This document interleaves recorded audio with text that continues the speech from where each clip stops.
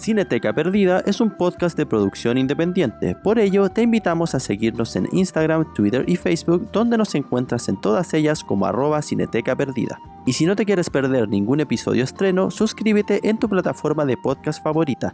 Ahora te dejamos con este nuevo capítulo. Bienvenidos a un nuevo episodio de Cineteca Perdida. Mi nombre es Claudio Tapia y en esta ocasión estoy con una persona que lo hizo tan bien en la trilogía del Padrino que lo invitamos de nuevo. Me refiero a mi amigo David Martínez. ¿Cómo estáis, David? Todo bien, Claudio. Gracias por la invitación. Tú sabes que siempre es un gusto venir aquí a compartir un poquito de lo poco que uno sabe de cine. Bueno, sí, pues lo invitamos en esta ocasión porque vamos a estar conversando de una película del año 2003 del director Tim Burton titulada Big Fish o El Gran Pez, como se le conoce en habla hispana. Así que antes de seguir con la conversación, David nos va a contar un poquito de qué se trata y continuamos. Bueno, dale nomás, David. El Gran Pez cuenta la historia de Will Bloom, un periodista asentado en París, y la compleja relación de él con su padre, el carismático pero al mismo tiempo indescifrable Edward Bloom. Un hombre que de alguna manera ha convertido su vida en un catálogo de anécdotas, que en su gran mayoría rayan en lo inverosímil, sobre todo a los ojos de su hijo Will. Luego de años de silencio entre ambos y con una relación esencialmente quebrada, Edward cae gravemente enfermo, por lo que Will decide volver a casa para acompañarlo en sus últimos días e intentar, una vez más, atravesar los mitos que rodean a su padre con la esperanza de poder finalmente conocerlo. Eso más o menos sería mi sinopsis. Eso es lo que es, de hecho. Lo sabemos en los primeros minutos. Así es. Oye, David, ¿a ti te gusta mucho esta película? Sí, es una película, yo no sé a qué se debe en realidad, pero es una película a la que me siento como atraído, yo creo que por razones que van un poquito más allá de lo fílmico, muy probablemente. Cosa que hace que siempre la tenga como en mi catálogo de favoritas. Pero te insisto, no sé si tiene tanto que ver con los méritos cinematográficos que tiene, o con la historia, o con la temática que toca la película, que hace que la sienta un poquito, que me pegue en el fondo. Es básicamente eso. Es una película de esas que veo y de alguna manera siempre me pegan por lados distintos. Y que he visto un montón de veces. Ah, ya, la habíais visto hartas veces antes. Yo no soy muy de repetirme películas. Por ahí sí hay varias que he visto 2, 3 veces. Conozco gente que ve 6, 7 veces una película. No es mi historia. Pero creo que el Big Fish es una de esas películas que yo he visto probablemente por ahí unas 6, 7 veces. Ya. Y obviamente ahora la volví a ver, pues, para poder conversar de ella. Buena. Eso es como por donde me agarra. No sé cómo es tu historia con la película. Si tú en realidad está dentro de tu catálogo o si la habías visto antes también. Sí, la había visto, pero mi historia con la película es de indiferencia. No porque fuera mala, sino porque creo que la encontré buena en el momento que la vi, pero como que me dio un poco lo mismo después. Entonces como que estaba interesado en otro tipo de cine. Tim Burton tampoco es como mi director o uno de mis directores favoritos. Entonces, sí, yo creo que esa es la mejor palabra para describirlo. Era indiferencia. Hasta ahora, que me la repetí. Probablemente esta es como la segunda o tercera vez que la veo. Yeah. Diría que segunda vez. ¿Y cuánto tiempo atrás que no la veíais? Probablemente de su estreno, así que mucho tiempo. Excelente. Y se estrenó en el año 2003. Probablemente la vi en el 2004, por ahí. Ajá. Así que mucho tiempo sin verla. Y bueno, me la repetí y quedé extasiado con la película. Encuentro que fue un error no haber profundizado un poquito más en ella en su momento, no haberla visto con otro ojo. Yo creo que todos en ese tiempo la vimos con unos ojos con los que no debía verse. A ver. No sé si me explico. No, explícate, porfa. Todos esperábamos esta cosa como gótica de Tim Burton, Ajá. esta cosa como súper loca, así como mucho más loca de cómo se desarrolla en esta película. No, pues tenemos una película que diría que es como una, o al menos la mitad de ella, bastante convencional. Ajá. Es una historia que apela incluso al melodrama, en el buen sentido de la palabra, o en el buen sentido del estilo. Claro, nosotros esperábamos esta cosa, no sé, yo creo que de Tim Burton uno como que siempre está esperando El joven manos de tijera. De ahí para adelante. Claro, o Beetlejuice. O Beetlejuice. Sí, es como la caricatura, sí. Claro. Entonces, de repente fue como una patada en la cara a esta película porque apelaba mucho a la cebolla finita. Sí, eso es cierto. O sea, sí, seguro, tiene muchos seguro. momentos en donde pica muy fina la cebolla. Y está bien, porque la película lo necesita, la historia lo necesita y yo creo que Tim Burton lo hace muy adecuadamente. Fue un poco como, aunque no tanto, guardando toda proporción, como cuando David Lynch sacó Straight Story. Ajá. Esa película la hizo para Disney. Entonces teníamos una película muy normalita en donde casi no teníamos... No, en realidad no casi. No teníamos ninguna de las rarezas de David Lynch. Él se dedicaba a contar una historia y listo. Y es una película muy buena, por cierto. Y Tim Burton le pasa un poco eso. Entonces no nos esperábamos a este Tim Burton. Y yo creo que tal como los críticos de la época, porque los críticos no trataron muy bien esta película por lo mismo, Así es. nos sentimos un poco sorprendidos, pero como sorprendidos para el otro lado. Y ahora que la vi encuentro, y quizás esto debiera dejarlo para el final, pero ya no fue, lo voy a decir ahora, probablemente esta es la mejor película de Tim Burton. Wow. Creo yo, es donde él está más equilibrado, donde está más medido, donde hace uso de todas sus capacidades cinematográficas, más allá de arrinconarse en un género, en un estilo que también maneja, porque se sale de ese sitial de confort. Hace un poco como lo que hace el personaje de la misma película, que es atreverse con un montón de cosas y salir de ahí. Mira qué buena. Atreverse con lo incómodo. Entonces siento que es su película más equilibrada, su película más enterita, en donde uno no puede decir, ¿sabéis que me gustó la película pero aquí falló?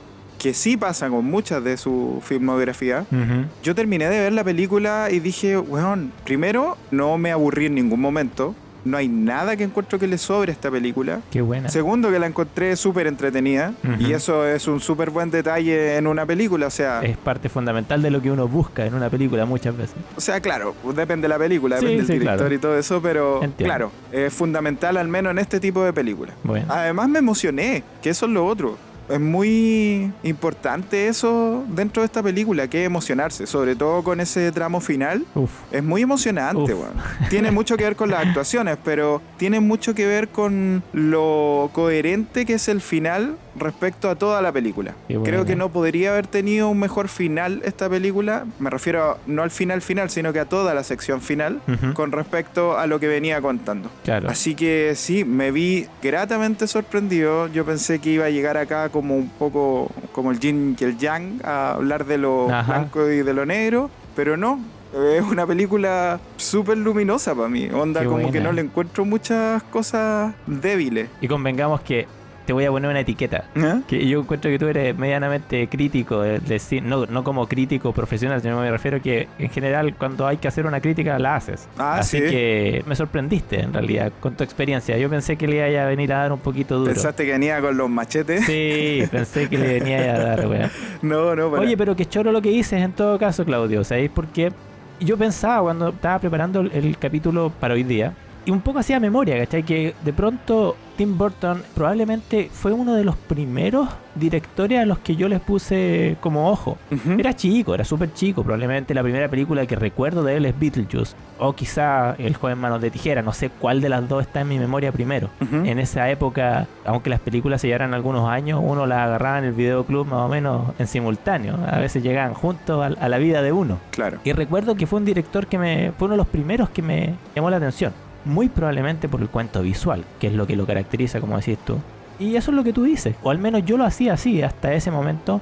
Siempre un poco iba buscando el cuento visual, el cuento cosmético del Tim Burton, ¿cachai? De Beetlejuice, del joven mano de tijera, qué sé yo, del mundo de Jack, ¿cachai? Que era como el estilo que a mí me llamaba la atención. Y cuando me encuentro con esta película, quizás me pasa eso un poco, que al revés de lo que te pasó a ti, a mí nunca fue un bajón, pero sí me llamó la atención lo diferente que era del resto. Y en eso quizás coincidimos, más allá de que lo hayamos experimentado distinto, sí me pareció una película diferente. Donde de alguna manera quizás siento que la fantasía, este mundo un poco extravagante del Tim Burton, siento que está más contenido, no se pasa de madre y está muy al servicio de la historia, que es lo que quizás de repente le falla al Tim Burton, que es que como que la película se pone al servicio del cuento cosmético más que al revés. Claro. Y aquí siento que todo el rollo estético cumple súper bien con lo que te quiere transmitir la historia, ¿cachai? Ujú. Ponte, no sé, sin ser una extravagancia y sin ser original de él para nada, me pasa con el cuento de la luz, ¿cachai? Que tú decís como hay como dos mitades, tú un poco lo esbozaste, dijiste, hay como una mitad de la historia que tiene un poco que ver con la vida, comillas, real, que es lo que está pasando hoy día, con el Edward enfermo, Claro. versus las historias que te está contando el Edward de su vida, o que están recordando algunos de la vida del Edward, que tienen un rollo luminoso súper diferente. Sí, es distinta la fotografía. Y ahí te traigo algunas preguntas, te aviso. Por lo menos de lo que pude ver yo, todas estas historias del pasado con el Ewan McGregor como Edward son súper luminosas, ¿cachai? Sí. Y sobre todo las que tienen a Sandra Templeton en ese momento cuando todavía no estaban casados. Pero así ridículamente luminosa. Ella tiene como una cuestión media celestial todo el tiempo alrededor de ella. Un glow. Claro, versus las escenas del hoy día, donde es todo un poquito más opaco. Yo no sé si oscuro, porque las historias del pasado también hay algunas bien oscuras, como cuando se pierde en el bosque y todas esas cosas. Pueden tener un poquito de menos de luz, pero quizás el presente siempre, o la realidad, siempre es un poquito más opaca. Sí. Y ahí es donde te traía la pregunta, y un poco te lo esbocé cuando empecé hablando de la película. A mí me pasa con El Gran Pez, que siento, o al menos en lo personal, para mí esta es una película que yo no logro distinguir cuán grandes son los méritos fílmicos, si tú quieres, de ella. A mí me parece que esta es una película que se para en su conflicto, con temáticas que son universales para mi gusto, y eso es lo que la hace tan especial. Y de pronto se me hace difícil ver cuáles son las gracias desde el punto de vista cinematográfico. Yo no sé si tú como que eres capaz de un poco desmenuzar cuáles son los méritos fílmicos que tiene, porque a mí, en lo particular, en lo personal, a mí se me hace difícil. Yo como que siento que no los veo, como que siento que estoy muy enamorado de la historia. Sí, a mí me pasó un poco lo mismo cuando terminé de verla. Sin embargo, creo que ahí está la gracia. Ya. Que esto es un poco como lo que hace, y además se parecen mucho las películas, Robert Zemeckis en Forrest Gump. Puta, weón, lo pensé, weón. Ya, qué buena, dale. Es que es una Forrest Gump estilo Tim Burton nomás esta película. Ya. Básicamente porque, claro, primero ponen su estilo al servicio de la historia, y eso es lo importante en estas películas, en estas dos películas incluso. Buena. Que los directores ponen al servicio de la historia su estilo. No son ellos los que quieren dejar la marca, ellos quieren que la historia deje la marca. Y creo que eso habla de una madurez fílmica en esta película de Tim Burton. Buena. Y a esa conclusión llegué yo cuando terminé de verla, porque yo decía, sentí que había algo con la película como que no estaba esta cosa como, no sé, pues tú veías una película de Spielberg y cachai al tiro los movimientos de cámara de Spielberg, entendí lo que quiere decir con tal ángulo, con este otro ángulo y así. Y con Tim Burton también, pero acá como que entre comillas lo pierde. Pero no es que esté perdido, sino que de verdad que está un poco más equilibrado. Por eso yo decía que aquí hay un equilibrio. Porque Tim Burton no sale a decir, oh, yo soy Tim Burton y quiero dejar huella en cada escena que ustedes vean. No, está al servicio de la historia. Y tal como tú lo decís, po. Buena. Hacer ese sacrificio es súper loable, po. Habla de madurez, po. Sí, Tim Burton está muy, muy, muy maduro en esta película. Aparte que Tim Burton venía de hacer 2 remakes. Venía a hacer Así es. Sleepy Hollow, Ajá. La leyenda del jinete sin cabeza, en el 99. Después venía a hacer El planeta de los simios, en el 2001. Así es. Donde además le dieron duro por todo eso, porque a Tim Burton se le da como extra duro generalmente. Un poco como Christopher Nolan, que se le da un poco más duro de lo normal. Ah, mira. Además, ya. después de Big Fish, en 2005 sale con el remake de Willy Wonka y la fábrica de chocolate. Entonces, probablemente está mucho más entregado en esta película. Entiendo. Quizá él lo piensa como que una historia que no debe, y lo voy a poner muy, muy, muy entre comillas, Ajá. no debe manchar con su estilo tan sobrecargado. Buena. Entonces se equilibra, ¿cachai? Busca el equilibrio, busca el balance. Buena. Y ya está el estilo de Tim Burton en la película en muchas ocasiones. Sí. Sobre todo, ya hay unas secuencias muy importantes donde sí se nota mucho, que es en toda esta parte cuando Edward va al ejército. Ok. Ahí se nota mucho el estilo de Tim Burton. Se nota el movimiento de cámara, el humor que usa, porque el estilo de él no solamente es visual, también es narrativo. Ajá. El humor que usa está muy burtoniano en la parte del ejército. Buena. Así que está. A eso voy, como que no lo pierde, como que no se vende a la historia, sino que él se pone al servicio de la historia. sin perder su esencia, obviamente. Bueno. Y con respecto a lo que tú hablas de la fotografía, así pues. De hecho, la fotografía de lo que es mito, por llamarlo de algún modo, está como más reventada. Está como con un glow. Buena. Que es un poco lo que usaban las películas pre-50, cuando aparecía como la femme fatal y aparecía como con un brillito alrededor. Eso es el glow. Sí, Sandra es exagerado. Es un montón, de hecho. Sí. Y cuando están en el presente con la historia real, ahí los colores son un poco más duros, los contrastes son más duros, de hecho, se nota de inmediato. Perfecto. Y la paleta de colores no es tan chillona como lo es en la parte del mito. La paleta de colores, tal como decís tú, con estos colores medio opacos, estas paletas que provienen como del beige, o incluso son colores un poco más naturales. No, pero tú lo dices, es como un espectro más duro, quizás. Me gusta esa definición. Sí, un poco lo que hace David Fincher. Fincher endurece los contrastes en muchas de sus películas. Perfecto. En El Club de la Pelea, en Zodiac, Seven también. Endurece ese contraste. No, buena. Lo negro es más oscuro y lo brillante es más brillante. Entonces tenía un contraste mucho más amplio. Oye, otra cosa que tú mencionaste a la pasada, y porque creo que es súper importante para esta película al menos, cuando mencionaste la escena final, el tramo final en realidad, porque la última escena es la realidad, es el funeral de... Spoiler alert. El funeral de Edward Bloom. Pero la parte cuando Will cuenta la historia... Tú dijiste que tiene mucho, que funciona muy bien, básicamente en parte, quizás por el elenco que tiene. Y esas son las cuestiones que yo encuentro que esta película tiene un elenco, weón. Yo no sé si es perfecto, pero encuentro que calzó, el casting está súper bien hecho, weón. Sí. No veo que ninguno de los personajes más relevantes de la historia diga, no, sabéis que no.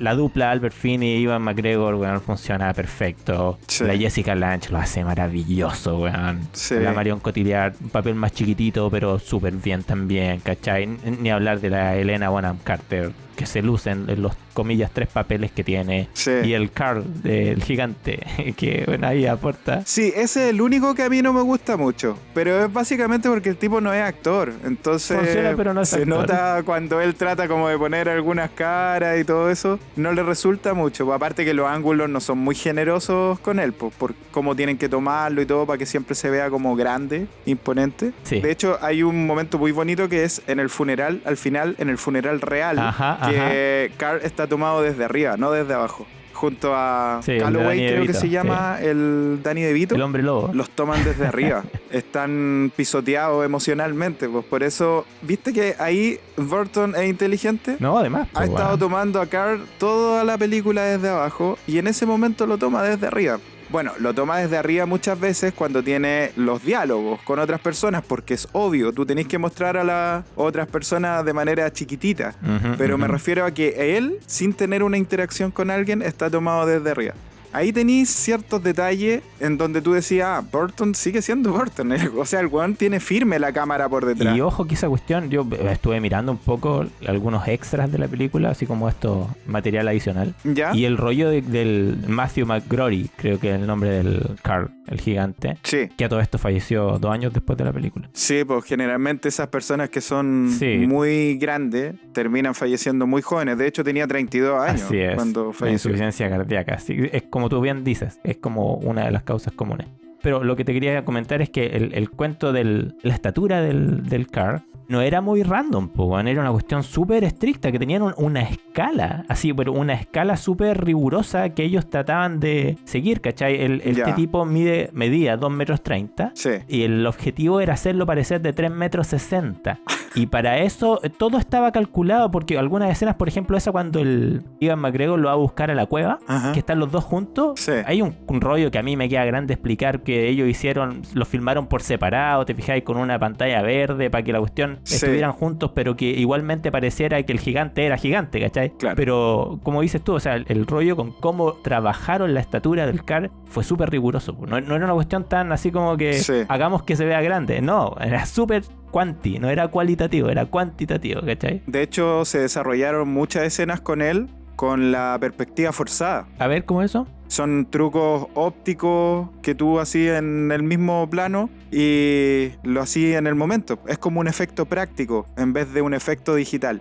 pero es un efecto óptico. Lo hacís para la cámara. Bueno. Entonces usaron mucho de eso.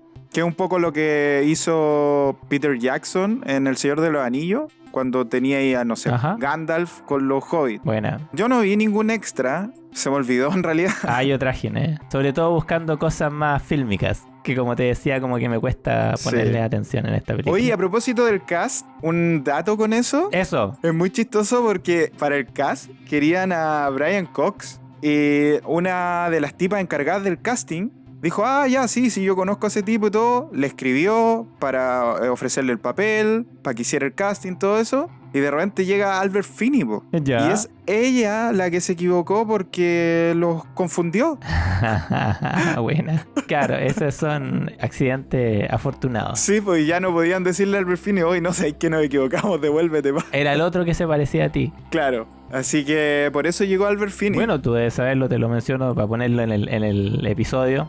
Originalmente pensaban que fuera dirigida por el Steven Spielberg. Sí, de hecho Spielberg mandó a hacer arreglo al guión. Cacha. Y el Edward Bloom iba a ser Jack Nicholson. Sí. Ya que mencionaste al Brian Cox. Así que pasó harta agua bajo el puente antes de que llegara Albert Finney, que para mi gusto lo hace fantástico. Sí. Y otra súper bien. cosita del casting, ya que estamos con la cosa del casting. Ujú. El dato para la trivia, que probablemente tú también debes manejar, que tenemos a Miley Cyrus Sí, en la película. cuando van a ver a la bruja. Así es. Yo no me acordaba. No, y no, yo ahora lo que la vi, cachaba. dije, esa es la Miley Cyrus, ¿verdad? Que ella salía en esta película. Y como que me acordé. Así es. Chiquitita. Rudy, la amiguita cuando van a, como tú bien dices, cuando van a la bruja. Sí. Y después aparece en la iglesia. Que le dice, Edward, no. Ella misma, sí, Sí, es la sí. Miley Cyrus. Que aparece en el casting, me fijé, Ajá. aparece como Destiny Cyrus. Sí. Porque ese era el nombre que ella usaba para ese entonces. Es muy chistoso porque hace algunos capítulos estuvimos con Pablo hablando del joven Manos de Tijera. Ah, buena. Y nos pusimos a conversar de que en el joven Manos de Tijera sale Nick Carter haciendo un papel así muy a lo lejos. Buena. Sí, así que pura Qué buena, estrella no, pop tenía- ahí tiene el señor Burton en sus películas. Para sumarle al tremendo casting Claro. que tiene por acá. Sí, pues, y bueno, y Tim Burton iba a hacerla con Johnny Depp, esta película, para variar un poquito. Eso te sí, qué raro. Johnny Depp no pudo por agenda porque estaba haciendo Los Piratas del Caribe. Me imagino que para el rol del joven Edward, Sí, de Ewan McGregor. el Ewan McGregor, que lo hace súper bien. Sí, yo también, lo encuentro perfecto para el papel. Y de hecho él dice que en las entrevistas que le vi, weón, que weón, dice que el puro lo pasó bien, weón, que fue como ir a filmar esta película como vivir en el eterno día del weón ganador. Así como que en un día filmó la escena donde ganaba el partido de básquetbol, ganaba el partido de rugby o de fútbol americano y después, weón, no sé, hacía un home run. Sí. Y decía que llegaba a la casa y era como, weón, soy lo máximo. Qué buena. Oye, bueno, ellos dos, como hacen el mismo papel, Ajá. incluso tuvieron como un entrenador de dialecto que se llama. Ah, qué bueno. Para que hablaran igual. Y por eso se sienten tan igual hablando. En el acento y todo eso. La forma de decir las palabras. Buena, Así que así con el casting, bien pro. buena. Oye, ya pues, pero hablemos de la película. ¿Por qué te gusta esta película? Como te dije, tiene que ver un poco con el tema, que un poco lo que siempre converso. Yo siento que el conflicto de la película es súper universal. Ujú. Que el rollo padre-hijo, ¿cachai? Que voy a ser redundante, este conflicto entre cómo se llevan las vidas del papá y un hijo, ¿cachai? Que básicamente el problema que tiene esta película. Perdona que te interrumpa, Ujú. pero yo creo que aquí es donde quizás va a venir la discusión. Cuéntame. Yo no creo que esta película se trate de los problemas que uno pueda tener con sus papás o ese tipo de relaciones. Yo creo que esta película se trata de otra cosa totalmente distinta. Yo no creo que se trate exclusivamente de eso. Ya. Creo que hay más de una trama, de hecho. Me parece que ese es el conflicto como sinopsis de la película. Ujú. ¿Y qué queréis que te diga? Me parece, como te decía, una historia que cualquiera que ha tenido un padre Sí. se puede sentir un poquito reflejado en ella, ¿cachai? En cómo te relacionáis con este padre. ¿Cuánto ves de ti mismo en tu padre? ¿Cuánto crees tú que conoces a tu padre, ¿cachai? Ujú. O a tu madre, si no tiene por qué ser tu papá, ¿cachai? Es tu figura materna o paterna, tu figura significante finalmente, ¿cachai? ¿Cuánto ves de ti en él? ¿Cuánto sientes que tú lo representas a él? Que es el rollo que tiene el Will, ¿cachai? Mm. A mí me parece que el Will tiene... Que el hijo de Edward Bloom. El hijo del gran pez en el fondo. El rollo que tiene un poco ese, ¿cachai? ¿Por qué sea el conflicto finalmente? Yo al menos como lo entiendo, tiene que ver con el momento, ¿cachai? Este es el momento en que es como la última oportunidad, ¿cachai? Aquí se te va. se va tu viejo y tenés la última oportunidad de ver si, ni siquiera si lo conoces, como dije en la sinopsis. Es tu última oportunidad de ver cómo te reconcilias con esta historia, cómo te reconcilias con esta imagen. Y lo otro que a mí me parece que es la otra historia, no es la única, te insisto, pueden haber otras historias que tú veas y ahí lo conversaremos. La otra historia que me parece que de nuevo tiene que ver con el momento es con que el Will va a ser papá. Claro. Y ese es otro momento, cuando tú vayas a ser papá, y bueno, yo soy papá, Yo no. uno quiera o no quiera, y es una cuestión bien involuntaria, esto no tiene que ver con lo que uno planea o lo que uno dice. Echas mano a lo único que tenía a mano en realidad, que son los modelos que viviste. Esa cuestión es inevitable, si finalmente es un poco para la risa como uno de alguna manera termina haciendo las cosas que dijo que no iba a hacer. Porque están ahí, porque por default te vais para allá. Claro. Es lo único que hay. Y el problema que tiene el Will en esta película con el Edward es que Will no tiene nada a lo que echar mano, po, weón, porque este weón no existe, este gallo es una caricatura. Claro. No me sirve de nada tu weón, no me sirve de nada tu historia del circo, weón, no sé, weón, de la guerra, no me sirve de nada para ser papá. Déjame algo que sea útil. Claro. Entonces, te insisto, yo creo que hay como esos dos conflictos en Will, que al menos a mí me pegan y a mí me parecen súper grandes. Sí. Cómo entender la verdad, cómo nos significamos a nosotros mismos, cómo queremos traspasar en el tiempo, weón. Qué historia queremos contar de nosotros mismos. Hay un montón de historias, weón, con las que probablemente no voy a estar en desacuerdo. Cuéntame tú cómo la ves. No, estoy absolutamente de acuerdo con todo lo que decís. Sin embargo, creo que Tim Burton está como contándolo desde otra perspectiva. Ajá. Que tiene que ver con cómo uno vive la vida nomás. Sí. Independiente Sí, del sí, sí. asunto de las relaciones con los hijos. Aunque me hace mucho sentido lo que dices tú, básicamente eso de decir, no me dejaste nada útil para yo ser papá también. Ujú. Eso me hace mucho sentido. Todo el Sin rato. embargo, insisto, creo que tiene que ver con cómo uno vive la vida. Porque hay mucha metáfora en esta película, en donde Edward básicamente está todo encapsulado en esta historia de los peces dorados, creo que se llama. El goldfish. Que aparece que él lee, ¿cierto? El goldfish, El sí. goldfish, claro. Que finalmente se dan cuenta de que si vives en una pecera chica, vas a crecer poco, como los peces dorados. Ujú. Y si vives en una pecera más grande, vas a crecer más. Entonces tiene que ver un poco con eso, creo yo, la historia, Sí, o lo no, medular. tiene o lo harto de quizás eso. no lo medular, quizás lo que tiene que ver con la entrelínea. Sí, estoy de acuerdo. Porque todo se basa en eso finalmente. Al final nos damos cuenta de que Will está buscando la verdad porque es un periodista, ¿verdad? Tiene otro tipo de pensamiento, otro tipo de idea sobre la vida. Y tenemos a este otro tipo que ha hecho un montón de cosas, ha logrado un montón de cosas, pero lo único que cuentan son weas súper exageradas, po, Ujú. que pueden ser ciertas hasta cierto punto, que terminan siendo ciertas hasta cierto punto, pero él la embellece. Entonces está esta cosa como de la verdad y la mentira, o también incluso se puede extrapolar hacia la razón o el sentimiento. Ujú. Porque un poco eso es lo que vemos acá. Will es todo razón y Ed es todo sentimiento. De hecho, prácticamente todas las cosas que hace son por sentimiento, por lo que él siente. Ya sea hacia un grupo de personas, hacia una persona, hacia él mismo. No, estoy súper de acuerdo, Claudio. Y para que veáis, que yo tengo como mi teoría, no una teoría, en realidad es como una de las miles de vueltas que le he dado a esta película.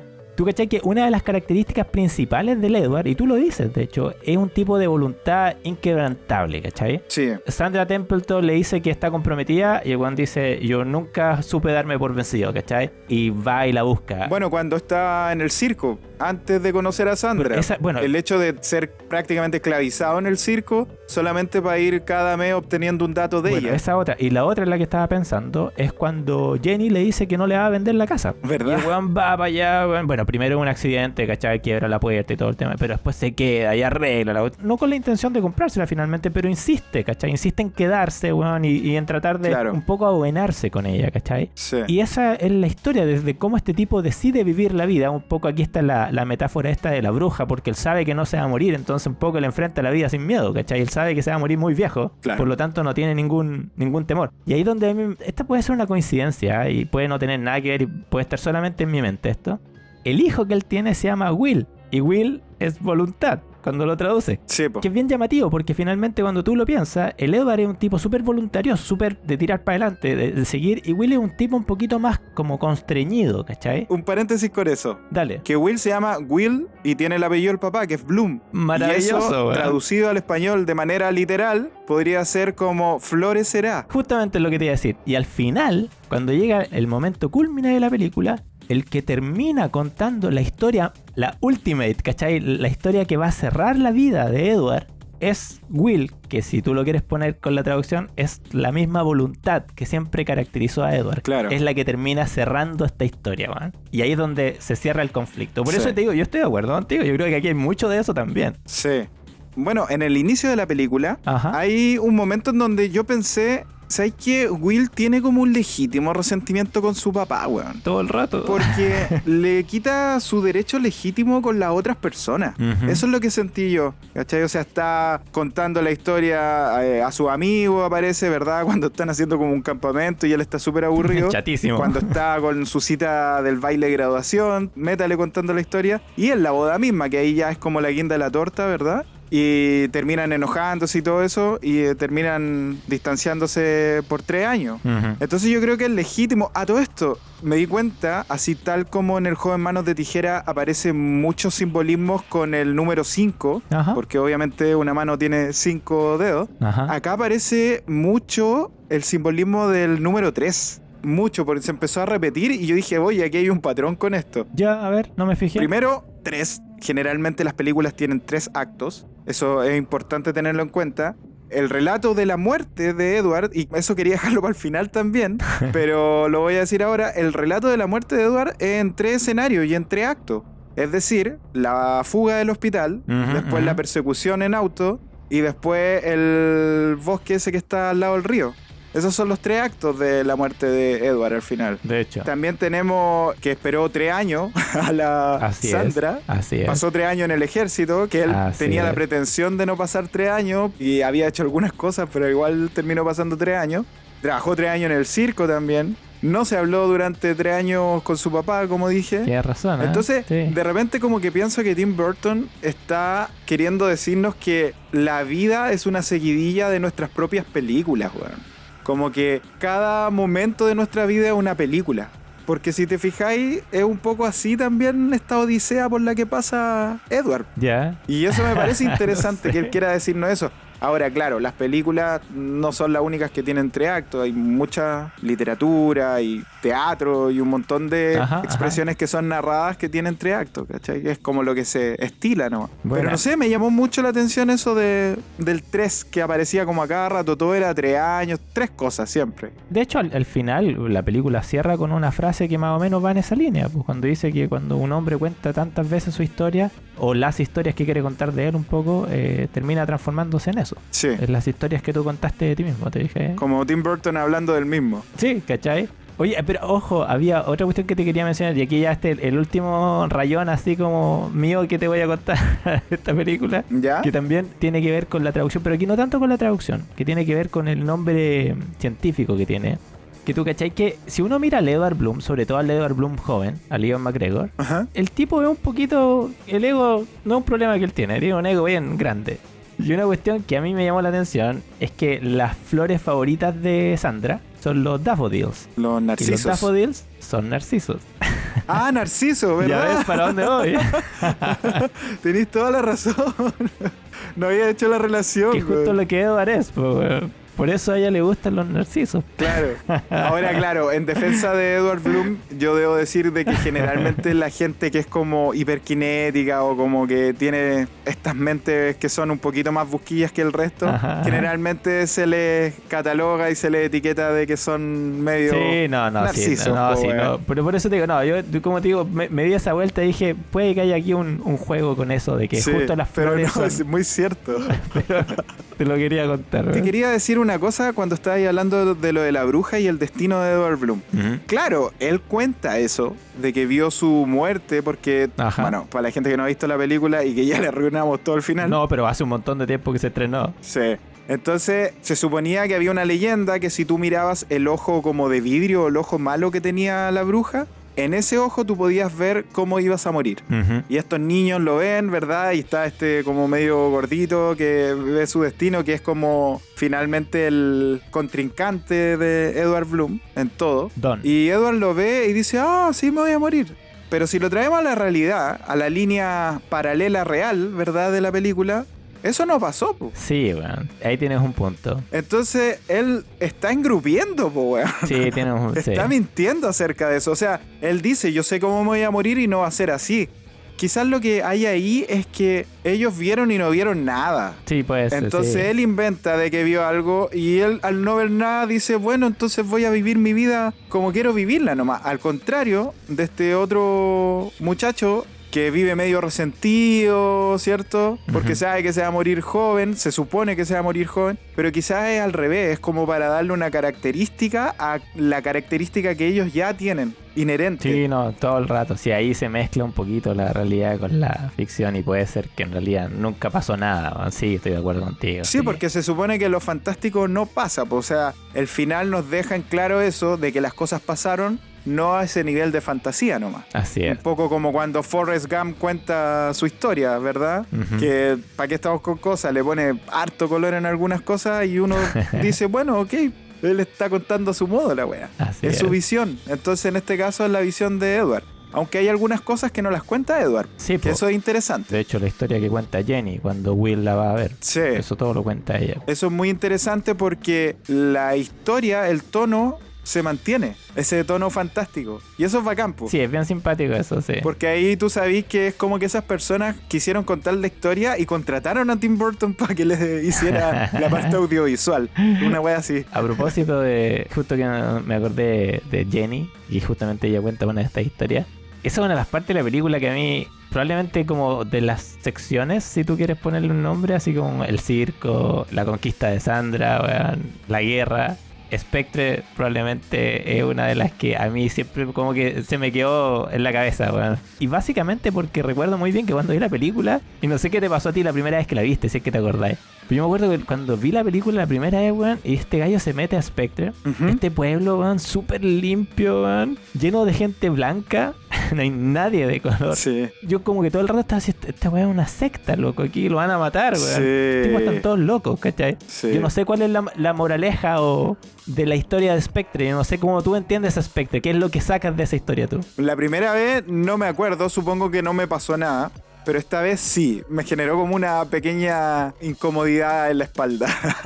Sí, porque es cierto, esta gente como blanca, todos limpios, ¿verdad? Felices, todos felices. Sí, todos felices y es una sociedad perfecta, po. O sea, ya está ahí entrando no solamente a la segregación, sino que básicamente al nazismo. Es como una sociedad nazi, po. Bueno, es como lo que hubiese pasado con los nazis o lo que ellos creían que iba a pasar con ellos. Pero sí, es incómoda esa parte. ¿Para qué estamos con cosas? Aparte que ahí está esta cosa como de esta niña que se enamora de este weón mayor. Jenny. Que se supone que tiene 18 años. Ajá. Pero Iwan Sí, McGregor sí, no. parece de No. 40 y tantos. Sí. Parece como escolar de teleserie chilena. Sí, o- al menos 28, sí. Sí, entonces es raro todo eso. Ahora, claro, entiendo el punto de Burton. Y de hecho queda muy claro cuando cuando Steve Buscemi, que hace el papel del poeta Norton Qué buen Winslow, personaje, weón. sí, que lee su Oh, poema, el poema. que había estado escribiendo durante 12 años.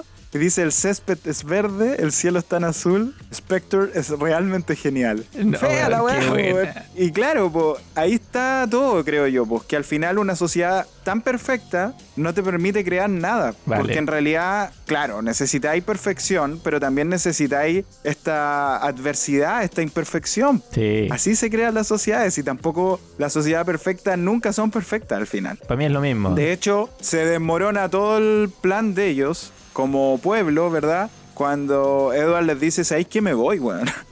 Porque tengo que seguir mi camino. ¿Y quedan para la cagada? Y se va por eso, po, weón. ¿Sí? Porque el Edward Bloom es un tipo que no está hecho para la seguridad, para la comodidad. Claro. Porque para mí eso, básicamente eso es Spectre, ¿cachai? Es como la vida sin desafíos. Exacto. Y es por eso que este gallo no se puede quedar ahí. Sí, pues si la comodidad y la inercia no se ajustan a su modo de vida. Y por eso que el poeta finalmente se termina yendo también. Claro. Para mí esa es como la metáfora ahí, ¿cachai? Como la comodidad y la falta de desafíos te terminan haciendo haciendo vivir en esta fantasía de éxito Sí. que no es tal finalmente, que finalmente lo único que va a hacer es empantanarte, ¿cachai? Claro. Me parece una sección de la película súper chora. A mí como que Spectre, si tú me decís el circo, no sé, por la guerra, todo como que para mí Spectre, además que es súper chistoso por el personaje del Steve Buscemi, weón, es maravilloso. Sí.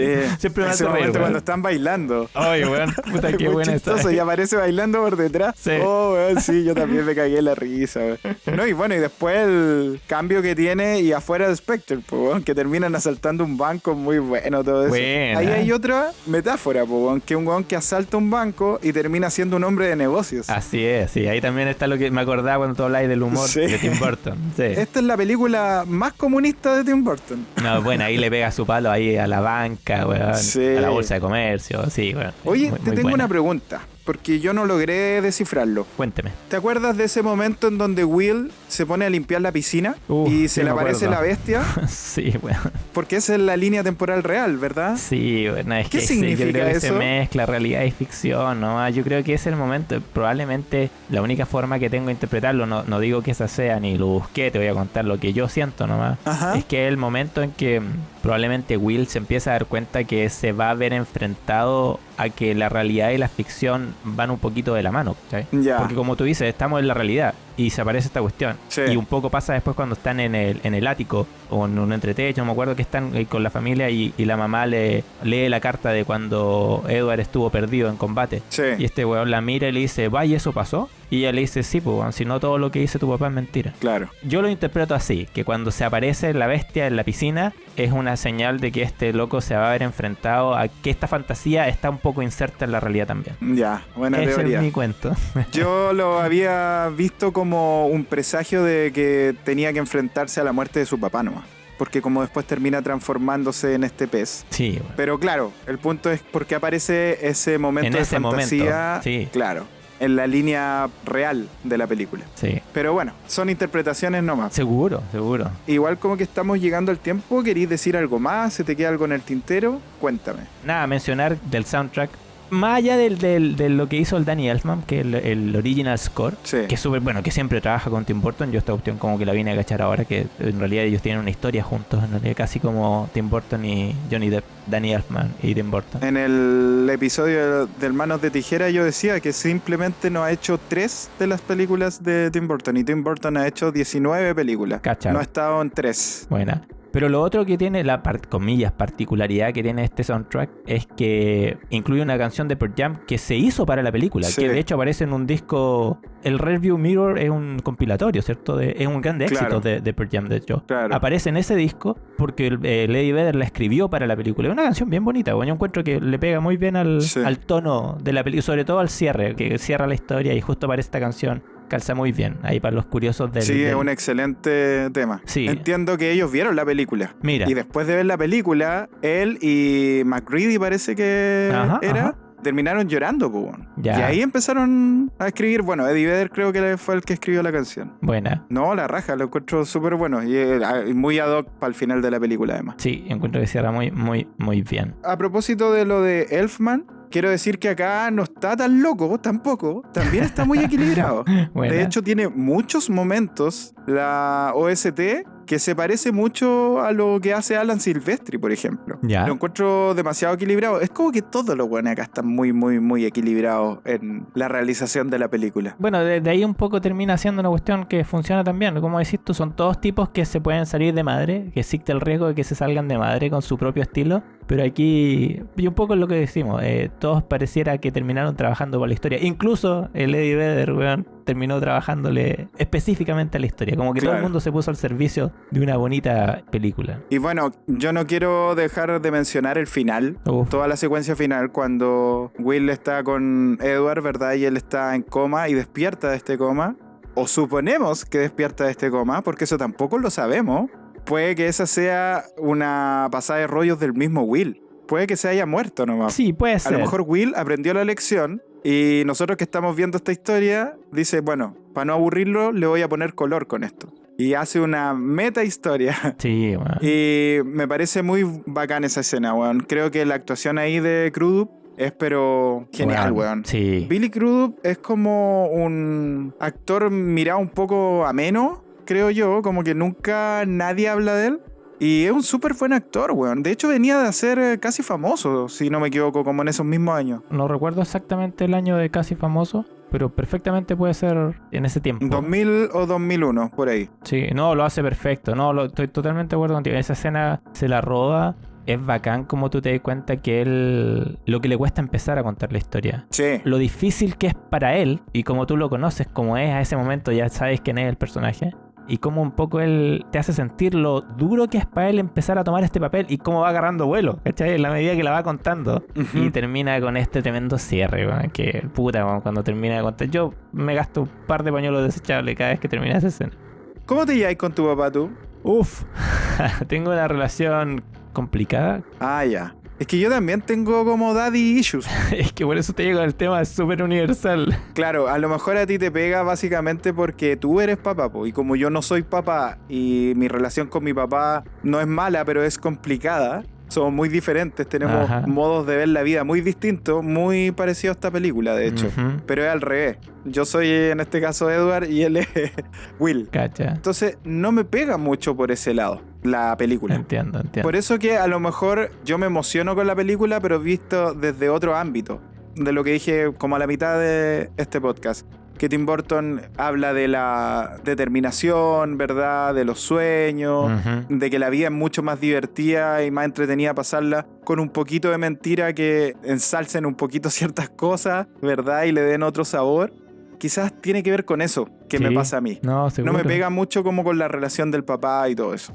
Ahora, entiendo que hay gente que le pega. Me hiciste acordar al Robert Smith, de hecho, al vocalista de The Cure. ¿Por qué? Y no sé si tú alguna vez has cachado que él siempre dice que cuando lo entrevistan, él siempre miente. Ah, Porque encuentra que decir la verdad es muy aburrido. Entonces, Muy fome, po. es muy fome. Entonces siempre inventa historias. Weón. bueno, nos fuimos para otro lado. Así es. Ya vos, David, ¿algunas últimas palabras? ¿Algo?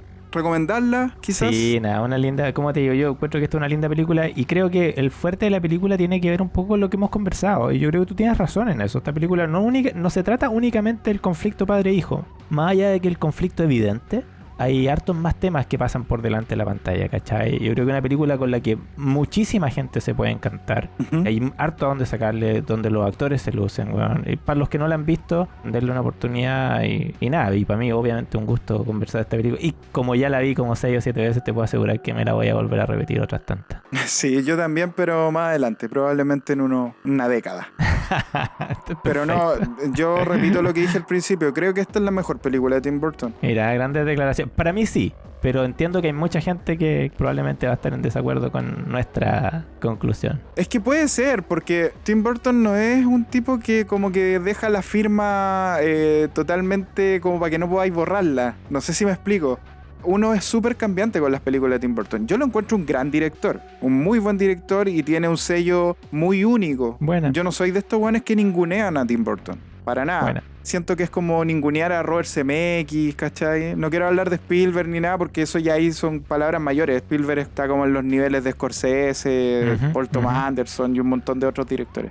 Pero Tim Burton es un súper buen director. ¿Tiene caída? Sí. ¿Tiene algunas películas que no generan interés? Sí, también. Pero en general su cine es súper veíble. Ajá. No existe esa palabra, pero es veíble, ¿cachai? No es un cine que te cause algún rechazo. Ujú. Entonces, siento que eso también hay que tener cierto talento para poder Para moverse en esa lograrlo, línea, para poder sí. conseguirlo. Sí, Claro. Estoy de acuerdo. Pero siento que esta película es su película más equilibrada y por eso me gusta mucho a mí y por eso, para mí, probablemente es la mejor de Tim Burton. Y digo probablemente porque a lo mejor en 10 años más voy a estar pensando que otra película de Tim Burton es mejor. Súper justo. No lo sé, hasta hace poco era Ed Wood su mejor película para mí. Súper. Ahora cambio esta opinión, pero probablemente más adelante cambie de nuevo. Buena. En estos momentos, esta es su mejor película según yo. Buenísima. Así que yo la recomiendo mucho a los que no la han visto. Qué buena, compañero. Oye, muchas gracias por haber estado acá. Ojalá pueda repetirse más seguido.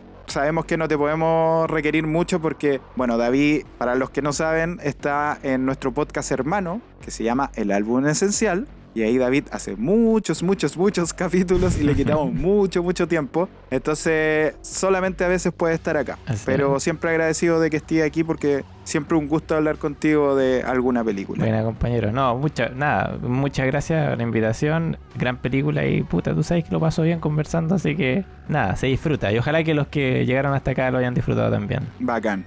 Bueno, muchas gracias a todos quienes escucharon el capítulo y a todos quienes escuchan frecuentemente el podcast, sobre todo en México y Argentina. No quiero decir que Chile no, pero en México y Argentina nos escuchan prácticamente lo mismo que acá en Chile, Buena. así que se le agradece a la gente de por allá. No sé cómo entienden este podcast sin subtítulos, así que muchas gracias por eso. Y bueno, muchas gracias nuevamente, David, Ok. que estés bien y nos estamos escuchando en otro episodio. Ok, nos vamos entonces. Chao, chao. Chau.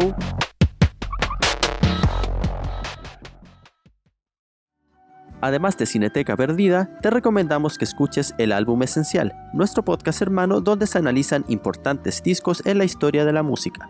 También te recomendamos a nuestro podcast amigo Se Escucha Desde Acá, con toda la entretenida conversación de Carlos Huerta y Felipe Chandía. Te esperamos en el próximo episodio.